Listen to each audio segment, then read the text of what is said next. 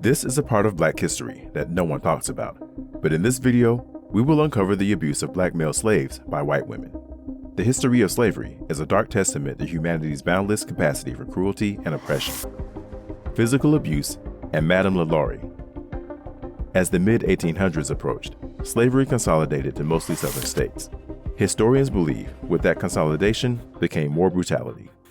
The physical violence perpetuated by white women against Black male slaves was brutal and relentless. It ranged from whipping and beating to more grotesque forms of punishment, leaving indelible scars on both body and soul. The notorious case of Madame Marie Delphine LaLaurie, who inflicted unspeakable horrors upon her slaves, stands as a stark reminder of the depths of human cruelty. Her torture chamber, discovered after a fire in her New Orleans mansion, revealed the extent of her sadism. Slaves mutilated, tortured, and left to die in unimaginable agony. April 10, 1834, at her mansion in the French Quarter of New Orleans, Louisiana, a fire broke out. However, as rescue crews arrived, they noticed something odd. Madame LaLaurie was trying to save her jewels and furs, but without the aid of her slaves. When asked where her servants were, she feigned ignorance and seemed agitated. The fire brigade heard faint noises and moans coming from her attic. But as they bust down the attic door, what they saw was nothing but pure horror, hell, and torture. The brigade had found her torture chamber. Her attic was filled with enslaved men who were subjugated to diabolical acts of dehumanization. She had chained one slave to the stove, forcing him to cook and starve simultaneously. Legend has it, he is the one who started the fire. White women as slave owners. Slavery was not only a system defined by racial subjugation, but also one that reinforced gender hierarchies. While the planter class white women in the antebellum South were bound by societal expectations of femininity, they still held significant power within the context of slavery. These women played active roles in maintaining and perpetuating the institution of servitude. The authority they wielded extended to the management and treatment of enslaved individuals, especially Black male slaves. White women had the power to issue commands and enforce discipline within their homes and on plantations. It is of great relevance to note that in the American South before the Civil War, white women couldn't vote, they couldn't hold office, and when they married, they became property of their husbands. But there was one thing they could do. They could buy, sell, and own enslaved people. In the book, They Were Her Property, by Stephanie Jones Rogers, the historian makes the case that white women were far from being passive bystanders in the business of slavery. On the contrary, as previous historians have argued, they were rather active participants, shoring up their own economic power through ownership of the enslaved. They owned, bought, and sold slaves just as men did. In the past, historians had often based their conclusions about white women's role in slavery on the writings of a small subset of white Southern women. But Jones Rogers, an associate professor of history at the University of California, Berkeley, drew on a different source, from the slaves themselves, taken from formerly enslaved people conducted during the Great Depression. As part of the Federal Writers Project, these interviews showed that white women were trained in slave ownership discipline and mastery, sometimes from birth. Some were even given enslaved people as gifts when they were as young as 9 months old. White slave-holding parents trained their daughters on how to be slave owners. They would give them lessons in slave discipline and slave management. Some even allowed their daughters to dole out physical punishments on the enslaved, according to Jones Rogers. Her research indicates slave-holding parents and slave-holding family members gave enslaved people as gifts for Christmas and Sweet Sixteens. This legacy contributed to the creation of racism and human degradation as traditional as a holiday. The abuses these women inflicted were not confined to the realm of labor or discipline. They extended into the darkest corners of sexual exploitation. One of the most distressing aspects of the abuse endured by Black male slaves at the hands of elite white women was sexual exploitation. Although the dominant narrative often portrays white women as passive or innocent, there were instances where they actively engaged in non-consensual sexual relationships, exploiting their power and control. These actions perpetuated a cycle of violence and degradation, further dehumanizing the already enslaved. Here's one example as told by Harriet Jacobs in her book, Incidents in the Life of a Slave Girl. In her autobiography, Miss Jacobs, a former slave, talks about how planters' daughters would take advantage of male slaves. These women knew that the women slaves were subject to their father's authority in all things.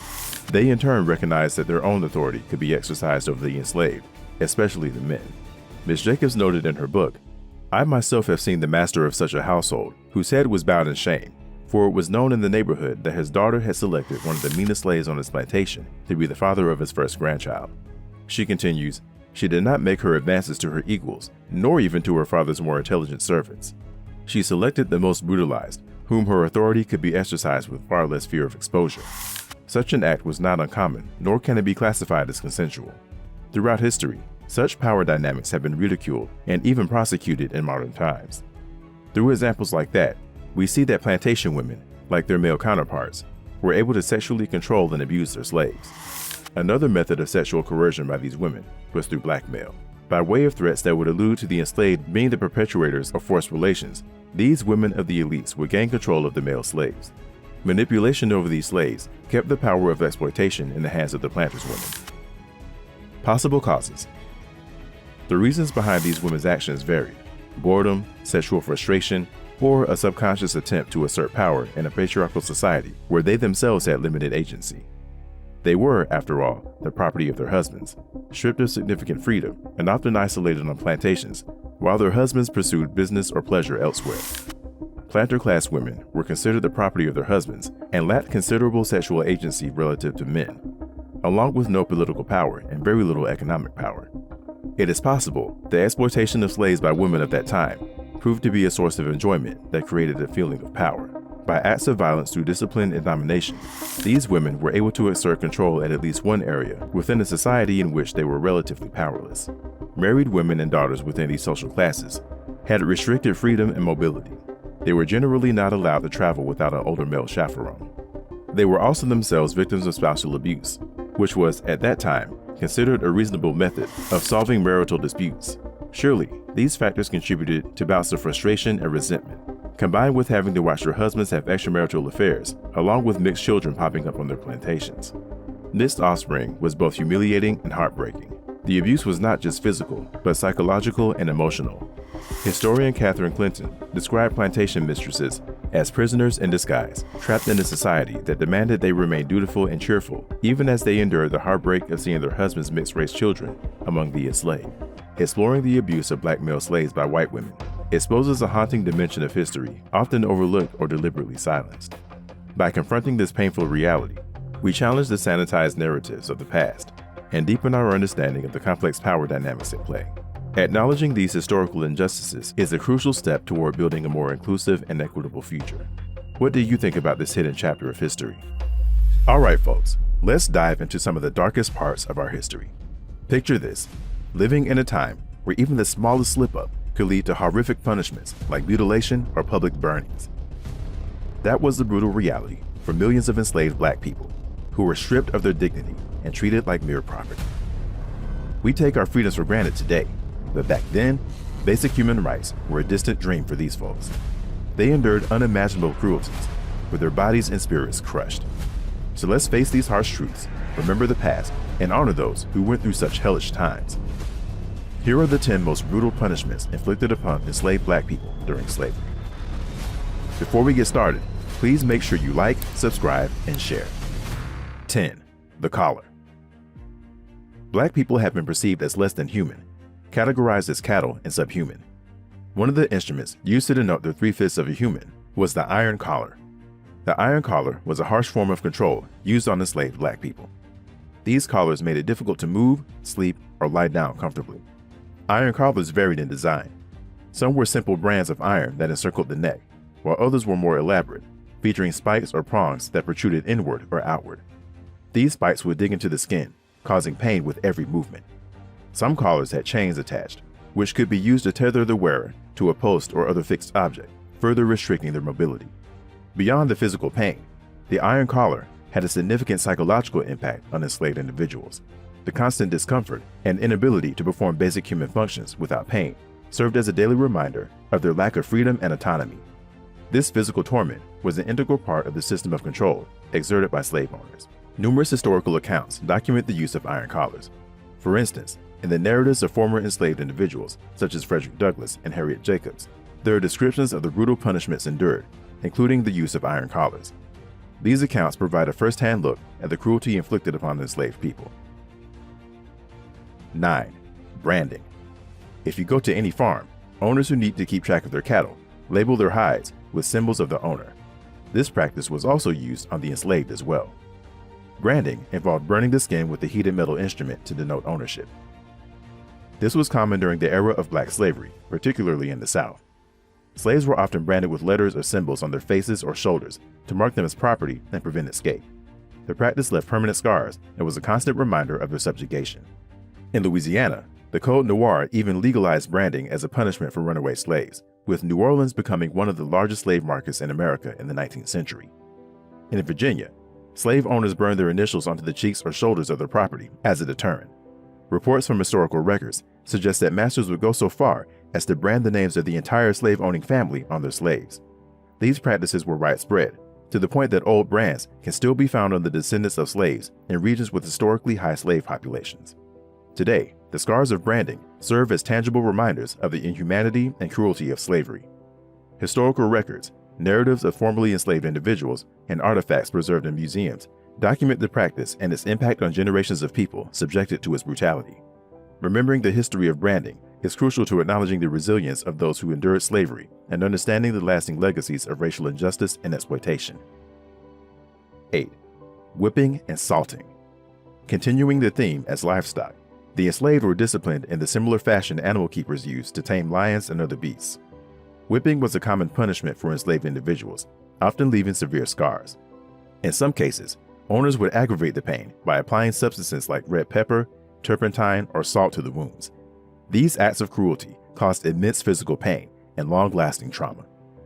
In America, slaves, including pregnant women and children, were often whipped as punishment. Not only were slaves violently whipped, but sometimes the wounds would be rubbed with salt brine. Ever heard the phrase, throwing salt in the wound, to describe a bad situation made worse? This practice of whipping and salting of wounds, along with other torturous methods like turpentine and hot pepper juice, was sadly common among enslaved individuals, punished for various reasons deemed appropriate by their overseers or owners. Unfortunately, some slaves even got whipped when they did nothing wrong. To their masters, in order to prevent any potential defiance, slave owners may sometimes whip their slaves even before any offense was even committed. This was seen as a way to break their spirit and prevent future transgressions. 7. Pitch capping. The practice of tying and burning slaves over hot grease, also known as pitch capping or similar terms, was a particularly gruesome form of punishment inflicted on enslaved individuals during the era of slavery. The process typically involved tying the enslaved person securely with ropes or chains and suspending them over a fire or heated grease. Sometimes, a pot containing boiling fat or grease was placed underneath the suspended individual, causing drops of scalding liquid to fall on their exposed skin. This method ensured prolonged agony and was intended not only to physically harm, but also instill fear among other enslaved individuals witnessing the punishment. Harriet Jacobs, an escaped slave, recounted the brutal punishments she witnessed. One such method involved suspending a slave over a fire with a piece of fat pork above. As the pork cooked, scalding drops of fat fell on the slave's bare skin, causing continuous pain. Pitch capping was employed predominantly in the American South, where harsh plantation conditions and the brutal enforcement of labor often led to extreme measures of punishment to maintain order and deter resistance. 6. Mutilation. The battering of the black body has historically been a popular method of punishment inflicted by Western institutions. Mutilation was one of the most common forms of extreme punishment. Enslaved individuals could have their teeth broken, fingers clamped in vices, or limbs cut off as punishment. These acts were meant to instill fear and assert control. During the Middle Passage, ship captains would resort to extreme measures of this version of brutality, especially for the recaptured slaves. Those who attempted to escape were used as gruesome warnings to others. And in the harsh conditions of sugar plantations, slaves who succumbed to exhaustion and fell asleep in the mill might have a limb cut off as an example to other slaves of the dangers of falling asleep on the job. 5. Hogshead. According to an account from a former slave who suffered and witnessed many forms of cruel punishments while enslaved, another form was considered a sadistic game. The practice of hogshead was a punishment that involved placing enslaved individuals inside large barrels with nails hammered into them, leaving the sharp ends protruding inward. The victims were then rolled down hills or slopes, causing the nails to tear into their flesh as the barrel moved. This form of punishment was particularly sadistic and was intended to inflict maximum pain and suffering. Accounts of hoghead punishment are documented in narratives and testimonies from formerly enslaved individuals. Moses Roper, in his narrative published in the mid-19th century, described witnessing such punishments being inflicted on enslaved people by their masters. These first-hand recollections provide visceral details of the horrors endured by enslaved individuals subjected to such torturous practices. In some cases, slaveholders derived sadistic pleasure from inflicting physical and psychological torment on their enslaved laborers. The brutality of hogshead punishment exemplifies the extreme violence inherent in the institution of slavery. 4. The Virginia Play. According to an escaped slave from Virginia, a certain form of punishment he encountered was considered a cruel game, forcing the victims to come within inches of their last breath. A punishment called the Virginia Play, where slaves were tied and whipped in a smokehouse, then subjected to suffocating smoke from the burning tobacco stems. This method was used to inflict maximum pain and fear. Enslaved individuals would be subjected to severe whippings or beatings, often in a public or semi-public setting. These punishments were intended not only to inflict physical pain, but also to serve as a spectacle of power and dominance by the slaveholder. After being beaten, the enslaved person would be tied up and confined in a smokehouse. Tobacco stems or other materials would be ignited to produce smoke, which would fill the small enclosed space. This act of suffocation and exposure to smoke was meant to further degrade and punish the individual. Descriptions of the Virginia Play can be found in narratives and accounts from formerly enslaved individuals, abolitionist literature, and historical records. These testimonies provide vivid and harrowing details of the brutalities endured by enslaved people under the institution of slavery. 3. Picketing. Picketing and spraddling were cruel methods of restraint and punishment used against enslaved individuals during the era of slavery in the United States. Picketing involved tying a slave's arms above their head to a tree branch or other elevated structure. This forced the enslaved person to stand on their toes for extended periods, often in uncomfortable or precarious positions. The purpose of picketing was twofold: to physically exhaust and punish the enslaved person, and to act as a public display of power and control by the slaveholder. The physical strain of picketing could lead to severe pain and long-lasting physical damage, including muscle cramps, joint problems, and even permanent disabilities. Spraddling, also known as whipping, targeted pregnant slaves, requiring them to lay face down on a shallow hole while being lashed across their back. This act not only caused immediate pain, but also led to complications during pregnancy. The severity of the whipping varied, but often resulted in deep lacerations, severe pain, and sometimes permanent physical damage. Spraddling was used as a punitive measure for perceived infractions or acts of resistance, as well as means of asserting control and discipline over enslaved populations. 2. Punishment cells. Slaves who attempted to escape or refused to work were often confined in small, airless spaces called torture chambers or punishment cells. Torture chambers were small, often windowless rooms or cells designed to inflict severe physical and psychological suffering on enslaved individuals. These spaces were intentionally constructed to maximize discomfort and isolation, depriving the enslaved of basic necessities such as light, ventilation, and sometimes even food and water. Additionally, slave owners would sometimes line the walls with spikes to prevent slaves from leaning or resting. The emotional torment inflicted by these chambers was equally damaging, as the victims were left to contemplate their fate in isolation, knowing that escape was impossible. Enslaved individuals could be confined in torture chambers for various reasons, including attempted escape, acts of disobedience, or perceived threats to the authority of slaveholders. The duration of confinement varied, ranging from hours to days or even weeks, depending on the severity of the perceived offense and the whims of the slaveholder. The psychological toll of being confined in a torture chamber was profound. Isolation, sensory deprivation, and the constant fear of further punishment contributed to feelings of despair, helplessness, and psychological trauma. Many enslaved individuals confined in these spaces experienced acute anxiety, depression, and post-traumatic stress disorder as a result of their confinement. 1. Public burning. Throughout history, punishments inflicted on slaves were often public spectacles intended to instill fear and obedience in other enslaved individuals. These gruesome displays were even attended by neighboring townspeople as a form of entertainment. Among the most horrifying methods of punishment was public burning, where victims were either tied to a stake or hung above a fire. Some died from smoke inhalation before the flames reached them, while others suffered unimaginable burning agony until death finally provided release. One such instance is the tale of a slave named Jerry. In 1830, Jerry was burned in an open field with thousands of spectators. The scene included a large pile of pitch pine logs and kindling where he was chained to a stake. Despite the inhumane circumstances, Jerry reportedly prayed audibly as the flames consumed him, and his execution became notorious as the last recorded instance of burning a slave in South Carolina. Why did he receive such a punishment, you may wonder?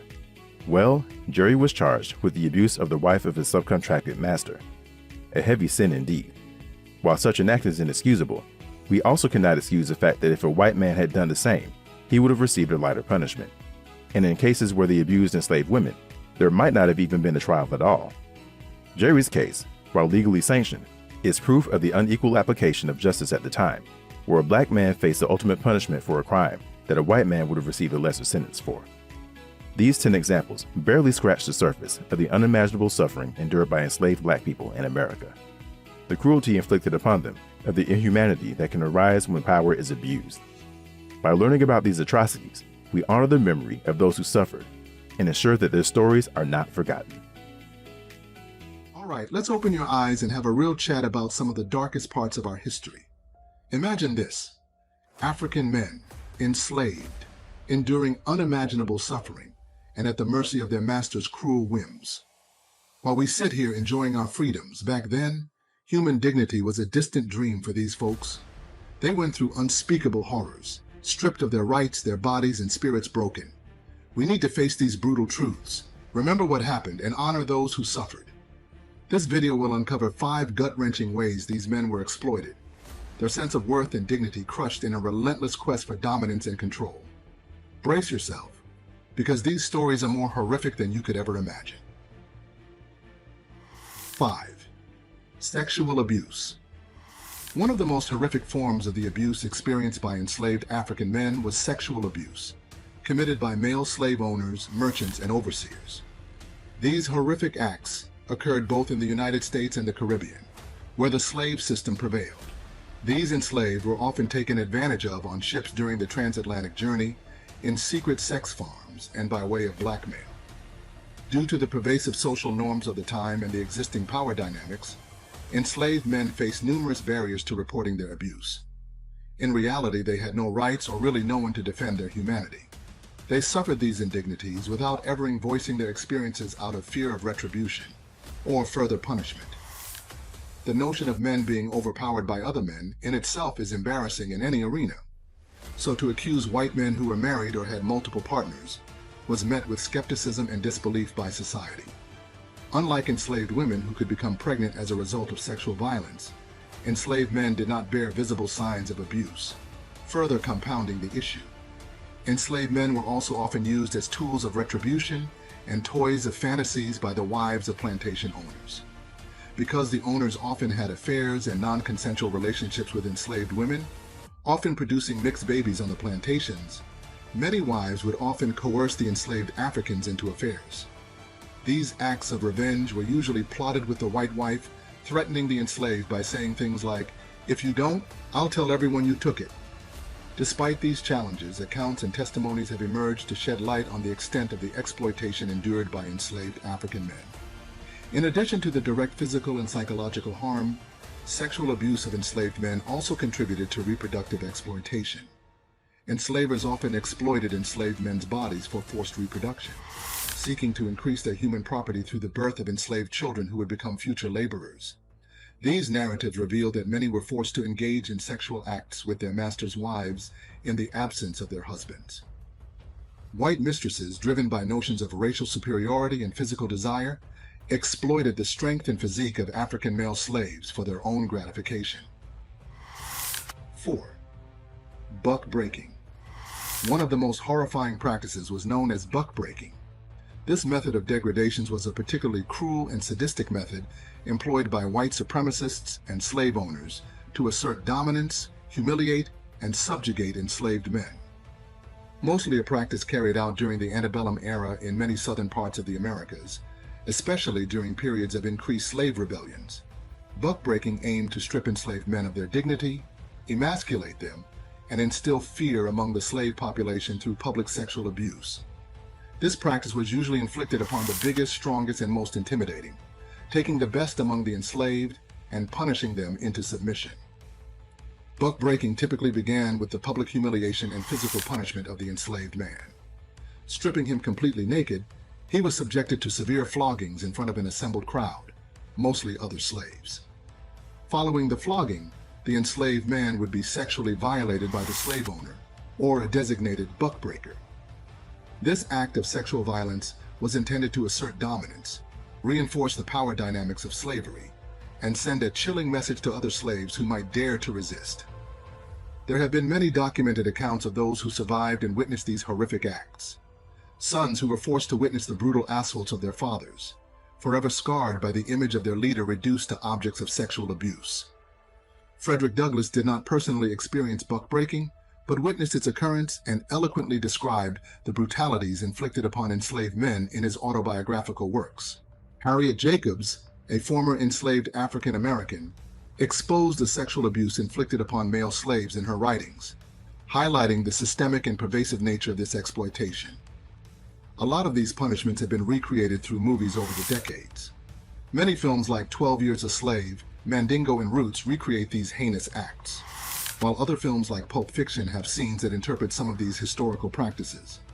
Echoes of the sentiments of these acts, including public humiliation, buck-breaking, abuse, and degradation, can be interpreted in different forms outside of the physical manifestations of the antebellum South. Now back to our list. 3. Breeding farms. During the abolitionist movement, when efforts were being made to curtail the transatlantic slave trade and emancipate enslaved individuals, plantation owners faced a significant challenge: a shortage of labor. Desperate to maintain their economic interests, they resorted to creating breeding farms, specifically designed to exploit the sexuality of enslaved African men. These men, chosen for their physical strength and reproductive potential, were subjected to unimaginable sexual abuse. On these breeding farms, enslaved men were made to engage in sexual acts with multiple women daily to increase the likelihood of impregnation. This systematic breeding often forced incest upon slave families, with slaves given hoods or bags over their heads to prevent them from knowing who they were forced to have sex with. The goal was to produce children who could be sold, a practice that naturally broke the psyche of slave families. The practice of forced breeding had profound and devastating consequences for enslaved individuals, particularly women. They endured physical and emotional trauma from frequent pregnancies, childbirth complications, and the separation from their children, who were often sold to other slave owners. Enslaved men also faced the dehumanizing reality of being used solely for reproductive purposes, further undermining their autonomy and dignity. Frederick Douglass and Charles Ball, both formerly enslaved individuals, provide first-hand accounts of the horrors of the slave breeding system. Their narratives describe the cruel separation of families, with children torn from their parents and sold off, and the dehumanizing nature of their experiences. The infamous Pierce Butler, a plantation owner from South Carolina, operated one of the most notorious slave breeding farms, Butler Island Plantation. The history of Butler Island and other breeding farms underscore the dehumanizing nature of slavery and its profound impact on generations of African Americans. It serves as a stark reminder of the systematic exploitation and violence that characterized the plantation economy in the antebellum South. 2. Mutilation. The black man's natural prowess has been perceived a threat since the first African men touched the shores of the Americas. Enslaved African men were seen as a constant sexual threat to white masters due to their strength and vitality. The fear of rebellion, coupled with the perceived sexual prowess of African men, fueled the desire to exert control over their bodies. One of the most abhorrent methods employed was mutilation, in particularly castration, which served as a form of punishment, subjugation, and psychological control. Remember how blackmail was so effective against them? Here's why. Castration was often a response to alleged sexual transgressions. Even still, if they were caught with master's wife or daughter, it was off with their legacy maker. This brutal act aimed to emasculate and dehumanize the individual while asserting the dominance of the white master. Historical records and personal testimonies provide chilling accounts of the castration of enslaved African men. Men who demonstrated leadership qualities or were involved in rebellious activities were particularly targeted, with the goal of undermining their authority and diminishing their perceived threat. 1. Entertaining sex.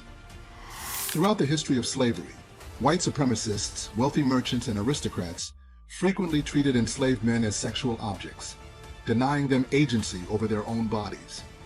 These men were stripped of their dignity and humanity, forced to endure a wide array of sexual abuses and acts of degradation. One particularly degrading practice was the public display of enslaved men's bodies for the amusement of white viewers. These men were often made to line up naked, their sexual organs exposed, as they were scrutinized, laughed at, and discussed by their white masters and spectators. This blatant objectification reinforced the notion of African men as subordinate beings and perpetuated a culture of white dominance and black subjugation. Enslaved African men were also subjected to forced sexual acts with enslaved women, often under the guise of entertainment. In extreme cases, an enslaved man would be forcibly made to engage in sexual intercourse with an enslaved virgin in front of a white audience, satisfying the voyeuristic desires of white viewers. Frederick Douglass and Solomon Northup, two prominent figures who escaped slavery, documented their experiences, providing disturbing accounts of the exploitation endured by enslaved African men. Their narratives highlight the systemic and pervasive nature of these abuses, rooted in the dehumanization inherent in the slave system. By confronting the painful history of the indecent exploitation endured by enslaved African men, we strive for a more comprehensive understanding of the atrocities committed during the era of slavery. This knowledge allows us to acknowledge the resilience and strength of those who suffered under such brutal conditions, and serves as a reminder of the importance of combating racism and promoting equality in our society today. As always, don't forget to like the video, subscribe to our channel, and share our videos to let more people know the truth about Black history and to hear their own part of the narratives. Thank you for watching.